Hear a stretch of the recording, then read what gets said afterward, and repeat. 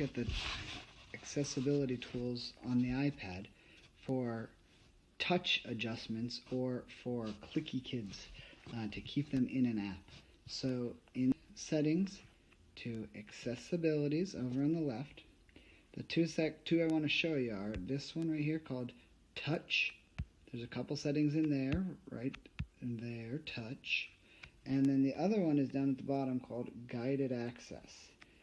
In the touch settings, the assistive touch is only if you have an extra device, really. Haptic touch is actually not useful at all for kids who have difficulty on the iPad, but the touch accommodations is where you'll want to spend most of your time.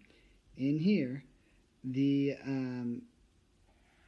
a couple different ones that you might want to do. The two that I think are the most useful are the hold duration, toggle that on, and the ignore repeats, toggle that on.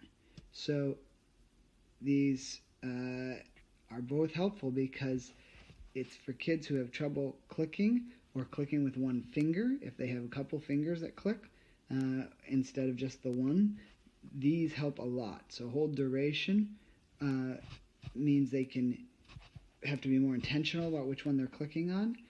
And ignore repeats is for kids or adults who are clicking and too fast, really. And so then you click on multiple things. So you ignore repeats. It does one, and they have to hold on it for a second. Tap assist down here could be useful for some kids.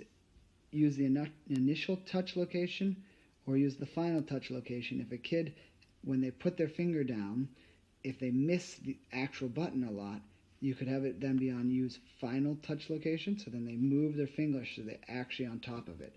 It's kind of a depth perception or hand-eye coordination thing. Those are very helpful tools. I'm going to turn all these back off on mine.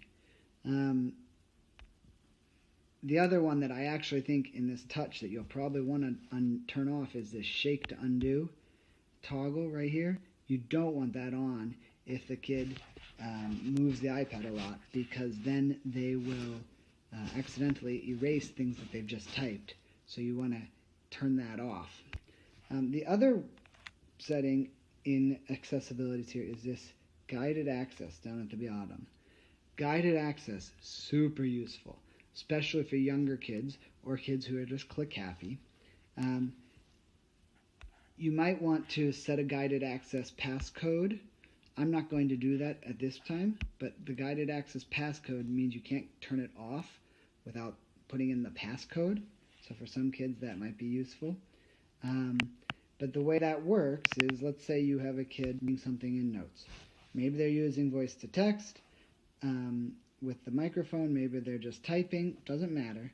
If you triple click the home button, 1, 2, 3, it comes up and says, okay, do you want to use guided access? Yep, I turn on guided access. Circle the areas you would like to disable on the screen. Well, I could circle just this area up here that I don't want them to click out of this note. I want them to stay in this note. And then when I click start, see, it's making me set up a passcode right now, so I will just do 1, 2, 3, 4, 1, 2, 3, 4, and now I'm in guided access. So I can type like normal, but I can't go out. If they click the home button, it says guided access is enabled. They have to just stay in this app. They can't go to another app. Once you want them to go to another app, you can come triple click on the home button, and it pops up and says, what's your password? Well, I said 1, 2, 3, 4. Now I'm out, and I can click in the top left to end guided access. Now, when I click the home button, I can get out like normal. So guided access, remember, is in accessibilities down here at the bottom. Guided access for younger kids and for students who are click happy or swipe happy for that matter. Guided access is super useful. All you do to turn it on when you're in an app, any app, just triple click the home button and turn on guided access, and then you can see now I'm locked into this app, and it already actually remembered to not let me touch that area of the screen there. So I'm going to turn it off. Oops, that was only a double click. 1, 2, 3, 4.